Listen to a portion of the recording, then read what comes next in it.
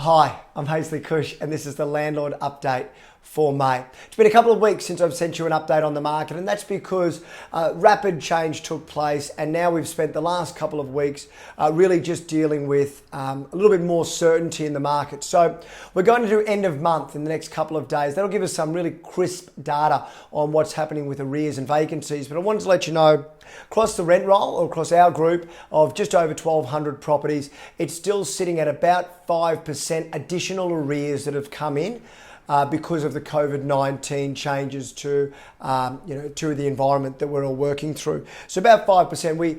We did do some forecasting up to about 20%, but it's coming at about 5%. So about 1,200 odd properties, about 60 have been affected by COVID-19, which surprised us. We thought it could be higher. It might surprise you too. What's happened now is once we've got arrears under control, so this is existing tenants in your properties, the next one has been available properties and new tenants in the market. And what we have seen in looking at the data is this has probably been one part of the market where we have seen a real slowdown. And so to give you an idea, January to March, we leased 169 properties, but in April, we only leased 27, and in May, so far, 40. So it really has dramatically slowed down. And largely we can see that that's been felt in the $0 to $500 a week market. That's the market that has hurt the most, and that makes sense. Those tenants who are in hospitality, tourism areas where we've got students who aren't eligible for any of the government subsidies, that's the part of the market that's hurt. So questions are coming in about what's that going to mean for rents. It will mean that during this period there will be owners of investment properties who will just want to see tenants in their properties and rent starting to tick through.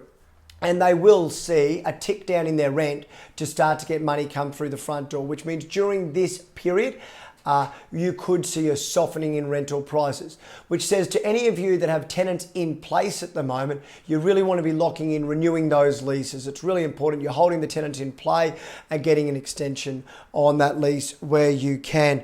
We've been working through a number of other areas with regard to the adapting of this new phase.